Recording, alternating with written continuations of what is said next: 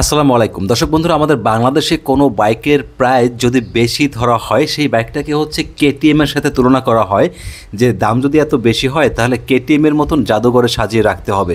KTM KTM মানে নাম শুনতে শুনতে অস্থির হয়ে গেছি।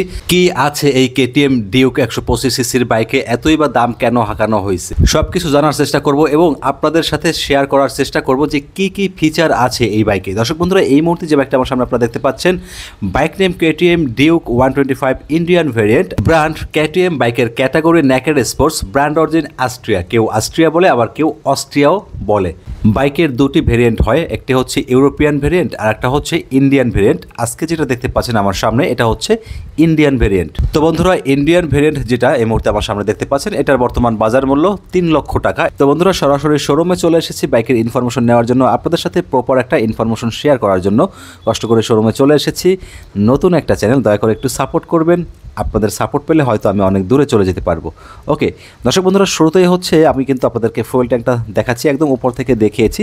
ফুয়েল ট্যাঙ্কের দুই পাশে দুটি কিট রয়েছে। এখানে ডিউক 125 লেখাটা কিন্তু রয়েছে স্টিকার আকারে। কালারটা কেমন লাগে অবশ্যই কমেন্টস করে জানাবেন। বাইকের ফুয়েল ট্যাঙ্ক ক্যাপাসিটি হচ্ছে 10.5 লিটার। পার লিটার ফুয়েলে অ্যাভারেজ মাইলেজ পেয়ে যাবেন 32 থেকে 35 কিলোমিটার। যেহেতু এফআই ইঞ্জিন, মাইলেজটা আশা করি ভালোই পেয়ে যাবেন। পাশাপাশি বাইকের চাবিটা একটু দেখিয়ে দিচ্ছি আপনাদেরকে। এই হচ্ছে বাইকের চাবি, আর চাবির উপরে কেটিএম লেখাটা কিন্তু একেবারে ব্র্যান্ডিং করা রয়েছে। দুঃখের বিষয় দর্শক বন্ধুরা, ব্যাটারি কানেকশন ছিল না, যার জন্য স্টার্ট দিয়ে মিটার কনসোলটা দেখাতে পারলাম না, এর জন্য আন্তরিকভাবে দুঃখিত। বাইকটিতে হচ্ছে পাইপ হ্যান্ডেলবার ব্যবহার করা হয়েছে, যার বাম পাশে সুইচ প্যানেল রয়েছে। এখানে কি কি ফিচার আছে দেখতে পাচ্ছেন, এটা হচ্ছে আপার ডিপার, ইন্ডিকেটর, টার্ন সুইচ, তার নিচে হর্নের সুইচ রয়েছে। আর এই সুইচ প্যানেলের পিছনে হচ্ছে পাশ সুইচটা রয়েছে। চলুন হ্যান্ডেলবারের ডান পাশে কি আছে আপনাদেরকে দেখিয়ে দিচ্ছি। হ্যান্ডেলবারের ডান পাশে লাল করে একটা বাটন দেখতে পাচ্ছেন, এটা হচ্ছে ইঞ্জিন অন অফ করার সুইচ, ঠিক আছে এটা। আর নিচের দিকে সেলফের সুইচটা রয়েছে। তবে দর্শক বন্ধুরা, এত দামের একটা বাইক, এখানে কিন্তু হ্যাজার্ডের সুইচটা দিলে ভালো হতো, বাট হ্যাজার্ডের সুইচটা কিন্তু নাই, এমার্জেন্সি সুইচ যেটাকে বলা হয়। বাইকটিতে ফুললি সাদা কালো ডিজিটাল মিটার ব্যবহার করা হয়েছে, দরকারি সকল যাবতীয় ইনফরমেশন পেয়ে যাবেন। তবে দুঃখের বিষয় হচ্ছে এই মিটারে ব্লুটুথ কানেক্টিভিটি ফিচারটা কিন্তু অ্যাভেলেবেল নেই। ওকে, বাইকের যে হেডলাইটটা রয়েছে, হেডলাইটটা দেখতে কিন্তু অসম্ভব সুন্দর লাগে আমার কাছে। দর্শক বন্ধুরা, বাইকের যে বিষয়টা খারাপ লাগে সেটা বলবো, যেটা ভালো লাগে সেটাও কিন্তু বলবো। বাইকের সামনে হ্যালোজেন হেডলাইট ব্যবহার করা হয়েছে। হ্যালোজেন হলেও এটা একটু অন্য লেভেলের, মানে আলো পাওয়া যায় ভালো। দুই পাশে এলইডি ডিআর লাইট ব্যবহার করা হয়েছে দেখতে পাচ্ছেন। তো দর্শক বন্ধুরা, হাইওয়েতে যখন রাইড করবেন অবশ্যই নিজের সেফটির জন্য হলেও একটি এলইডি লাইট ইনস্টল করে নেবেন, মানে ফুললি এলইডি লাইট ইনস্টল করে নেবেন। দুই পাশে সামনে পিছনে কিন্তু এলইডি ইন্ডিকেটর লাইট ব্যবহার করা হয়েছে, এগুলো যথেষ্ট ভালো। এবং দেখতে পাচ্ছেন বাইকের সামনের যে টায়ার, এটা দেখে দিচ্ছি। ইন্ডিয়ান ভেরিয়েন্টের টায়ারের উপরে কিন্তু ড্রাগন শেপ গ্রিপ থাকে, আপনারা মনে হয় দেখতে পাচ্ছেন। আর এই সামনের টায়ারটা বেশ মোটা টায়ার, 110/70 সেকশনের টায়ার কিন্তু ব্যবহার করা হয়েছে। এবং দর্শক বন্ধুরা, এটা কিন্তু ওয়ার্ল্ড ওয়াইড ব্র্যান্ডের সাসপেনশন ব্যবহার করা হয়েছে, অর্থাৎ ডব্লিউপি ব্র্যান্ডের ইউএসডি সাসপেনশন ব্যবহার করা হয়েছে, যেটাকে আপসাইড ডাউন সাসপেনশন বলা হয়। যখন ভাঙাচোরা রাস্তাতে রাইড করবেন ভালো একটা ফিডব্যাক কিন্তু পেয়ে যাবেন। আর এই বাইকটা হচ্ছে double disc single channel ABS সমন্বিত একটি বাইক, ট্র্যাকশন কন্ট্রোল থাকছে। আর এই বাইকের সামনের ডিস্কের সাইজ হচ্ছে 300 মিলিমিটার, মানে হিউজ সাইজের একটি ডিস্ক ব্রেক ব্যবহার করা হয়েছে, যার জন্য ব্রেকিং পারফরমেন্স কিন্তু অনেক ভালো পেয়ে যাবেন। আর এবিএস সেন্সরটা দেখতে পাচ্ছেন। তবে ডিস্কের ক্যালিফার হিসেবে এখানে দেখতে পাচ্ছেন বাইবরি ব্র্যান্ডের 4 পিস্টন ব্রেক ক্যালিফার ব্যবহার করা হয়েছে। বন্ধুরা, সাধারণত বাইকগুলোতে 2 পিস্টন ব্রেক ক্যালিফার থাকে, এটাতে কিন্তু 4 পিস্টন ব্রেক ক্যালিফার ব্যবহার করা হয়েছে। দেখতে পাচ্ছেন সামনে রেডিয়েটর রয়েছে, আর এখানে কিডের উপরে কেটিএম ব্র্যান্ডিং করা রয়েছে, এটা স্টিকার আকারে রয়েছে। ইঞ্জিনের নিচের দিকে ইঞ্জিন গার্ড রয়েছে, অনেকে এটাকে ইঞ্জিনের কাওয়েলও বলে। আর বন্ধুরা, আরেকটা ভালো লাগার বিষয় হচ্ছে ইঞ্জিনটা জাস্ট দেখেন, ঠিক আছে, মনে হয় বড় গাড়ির ইঞ্জিন এরকমটা।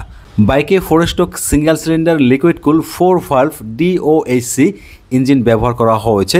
আর এটার ইঞ্জিন সিসি হচ্ছে 124.7 CC, maximum power 14.3 and maximum torque 12 newton metre. Engine bore 58 mm and stroke 47.2। Fuel supply system FI, মানে fuel injection and engine cooling system হচ্ছে লিকুইড কুল। বাইকটিতে স্টার্টিং সিস্টেম হিসেবে শুধুমাত্র সেলফ থাকছে, কোনো কিক অপশন থাকছে না। আর এই বাইকটি থেকে টপ স্পিড তুলতে পারবেন প্রতি ঘন্টায় 100 থেকে 110 কিলোমিটার, একটু কম বেশি হতে পারে। তো বন্ধুরা, যতই স্পিড তোলা যাক না কেন, অবশ্যই সবাই সবসময় কম গতিতে সাবধানে বাইক রাইড করবেন। বাইকের ইঞ্জিনকে স্মুথলি অপারেট করার জন্য 5টি গিয়ার ব্যবহার করা হয়েছে।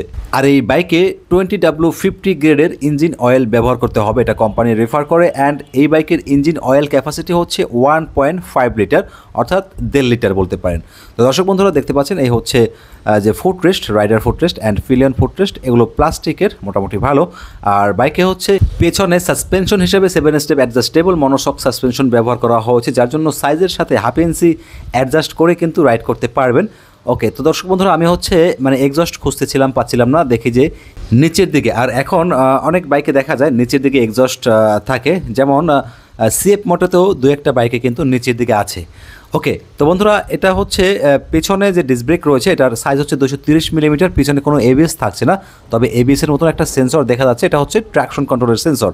বাইকের পিছনেও বাইভরি ব্র্যান্ডের ব্রেক ক্যালিফার রয়েছে, যার জন্য বুঝতেই পারতেছেন ব্রেকিং পারফরমেন্সটা কিন্তু ভালোই পেয়ে যাবেন, যেহেতু সামনে পিছনে উভয় ব্র্যান্ডের ব্রেক ক্যালিফার। আর বাইকের পিছনের টায়ারের উপরে কিন্তু যথেষ্ট উন্নত মানের গ্রিপ রয়েছে, যার জন্য ইজিলি কর্নারিং করতে পারবেন, সহজে কিন্তু স্কিপ করবে না। আর পিছনের টায়ারের সাইজ হচ্ছে 150/60, অনেক মোটা টায়ার ব্যবহার করা হয়েছে, এবং পিছনের টায়ারের উপরে হাগার রয়েছে, যার জন্য সহজে কিন্তু বৃষ্টির সময় রাইড করলে আপনার শরীরে কাদাবালু ছিটে লাগবে না, মানে যেমন তেমন না, এটা কিন্তু বেশ চওড়া একটি হাগার, সহজে কিন্তু কাদাবালু ছিটে লাগবে না। আর কাদাবালুর ঝামেলাটা কিন্তু বোঝা যায় যখন হচ্ছে বৃষ্টির সময় রাইড করে পিছন সাইডে তাকালে শরীরের একদম মাখামাখি হয়ে যায় আর কি। তো এটা একটা ভালো সাইড, বড় সড়ো। আর পিছনে LED indicator light plus stylist LED টেল ল্যাম্প ব্যবহার করা হয়েছে। আর এই বাইকের গ্রাব রেলটা কিন্তু আমার কাছে জোস লেগেছে, কারণ দেখতে পাচ্ছেন এখানে ধরে কিন্তু খুব আরামসে বসতে পারবে, এবং দেখতেও অন্যান্য বাইকের তুলনায় একটু ডিফারেন্ট লাগলো আমার কাছে।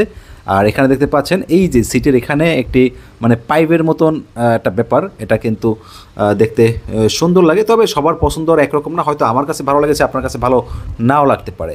বাইকের যে সিট, নেকেড স্পোর্টস বাইকের সিটগুলো যেমনটা থাকে তেমনই, মানে পিলিয়ন সিটটা একটু ছোট আর কি, তবে দুইজন কিন্তু একদম অনায়াসে আরামসে বসে রাইড করা যাবে। 3জন বসলে হয়তো একটু চাপাচাপি হয়ে যাবে, বাট বাংলাদেশি আইন অনুযায়ী দুজনেরই রাইড করাটাই কিন্তু শ্রেয়। বাইকের overall length 1993 millimetre, wide 789 millimetre, height 1083 millimetre, ground clearance 175 millimetre, seat height 798 millimetre, আর বাইকের কার্ভ ওয়েট 148 কেজি। তবে বন্ধুরা আমার উচ্চতা হচ্ছে 5 ফিট 4 ইঞ্চি, আমি বসে দেখেছিলাম, আমার কিন্তু একটু কষ্ট হয়ে যায় মেনটেন করতে। তবে যাদের উচ্চতা 5 ফিট 5 তারা কিন্তু একদম ইজিলি রাইড করতে পারবেন। 5 ফিট 4 যাদের উচ্চতা তারাও পারবেন, তবে পিছনে যেহেতু অ্যাডজাস্টেবল মনোশক সাসপেনশন রয়েছে, হাফ ইঞ্চি অ্যাডজাস্ট করে যাদের উচ্চতা 5 ফিট 4 তারাও কিন্তু ইজিলি রাইড করতে পারবেন। তবে দর্শক বন্ধুরা যে সাইডটা ভালো লেগেছে সেটা বলেছি, যেটা খারাপ লেগেছে সেটাও বলেছি। অনেকে হয়তো দালাল বলবেন, দালাল বলার আগে আমার চ্যানেলের অবস্থা দেখবেন, ঠিক আছে?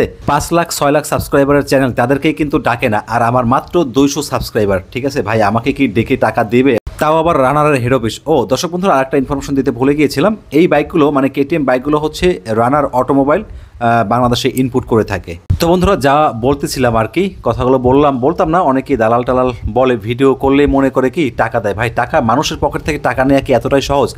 আমি ভিডিও করি আমার প্রয়োজনে, আমার চ্যানেল সচল রাখার জন্য ভিডিও করতে হয়, এবং প্রপার একটা ইনফরমেশনের জন্য আমি কিন্তু কোনো ইউটিউব থেকে ডাউনলোড দিয়ে ভিডিও করি না, আমি হচ্ছে শোরুমে যে ভিডিও করি, আপনাদেরকে প্রপার একটা ইনফরমেশন দেওয়ার চেষ্টা করি। আপনারা যদি আমার ইনফরমেশনের উপর বেস করে ভালো লাগে ভিডিও সাবস্ক্রাইব করেন, এটাই হচ্ছে আমার পাওনা। আর যদি কখনো আমার চ্যানেলের সাবস্ক্রাইবার 10,000 15,000 হয়, তখন হয়তো চ্যানেল মনিটাইজ হওয়ার পরে চ্যানেল থেকে কিছু টাকা পয়সা পেতে পারে, সেটা হতে পারে 2,000 মান্থলি, 3,000, আর $100 না হলে তো টাকা উইথড্র করা যায় না ভাই, ঠিক আছে? জাস্ট প্রত্যেকটা ইউটিউবার ভিডিও করে এর জন্য, যখন চ্যানেলটা 1 লাখ সাবস্ক্রাইবার পার হবে, আর 1 লাখ সাবস্ক্রাইবার হলে তখন দেখা গেছে ইউটিউব থেকেই ভালো একটা রেভিনিউ পাওয়া যায়, যেমন 10 থেকে 12,000 টাকা এরকমটা পাওয়া যায়। শোরুম থেকে কিছু পেলো না পেলে নাই, ঠিক আছে? এই হচ্ছে বিষয়, আমি আপনাদেরকে আর কি খোলসা করে বললাম। তো বন্ধুরা বর্তমানে হচ্ছে আমার চাকরি নেই, যে কোনো কারণে আমার চাকরিটা চলে গেছে, যার জন্য ভাই কাজ করে খেতে চাচ্ছি, মানে ঘরে বসে বসে তো আর থাকা যায় না, বাচ্চা কাচ্চা আছে। তো বন্ধুরা আপনারা অনেক ছোট ছোট চ্যানেলকে সাবস্ক্রাইবার করে মিলিয়ন মানে সাবস্ক্রাইবারের চ্যানেলে তৈরি করে দিয়েছেন। আমার আরও চ্যানেল ছিল, আমি একটা চ্যানেলও হচ্ছে 1 লাখ সাবস্ক্রাইবার ক্রস করতে পারে না, এটা হচ্ছে আমার একটা দুঃখের বিষয় ভাই। আমি তো আপনাদেরকে প্রপার ইনফরমেশন দিই বলেন। আর অনেকে জানতে চান ভাই আপনার কি চ্যানেল 2টা কিনা? হ্যাঁ, আমার একটা চ্যানেল শুধুমাত্র বাইকের, আরেকটা মানে এই যে চ্যানেলটা দেখতে পাচ্ছেন এটাতে হচ্ছে বাইক প্লাস স্কুটার, মানে দুইটার ভিডিওই পাবেন এখানে, বাইকের ভিডিও পাবেন, স্কুটারের ভিডিও পাবেন অলওয়েজ। তো বন্ধুরা, এই বাইকটা সম্পর্কে যদি আপনাদের কোনো প্রশ্ন থাকে ভিডিওর কমেন্ট সেকশনে কমেন্টস করবেন, প্রত্যেকটা কমেন্টসের রিপ্লাই করবো ইনশাল্লাহ।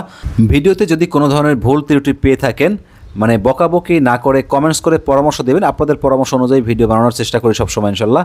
দর্শক, ভিডিওর শুরুতে কিন্তু এই বাইকের প্রাইসটা আমি বলে দিয়েছি, আবারও বলে দিচ্ছি, বাইকের বর্তমান প্রাইস হচ্ছে 3 লক্ষ টাকা।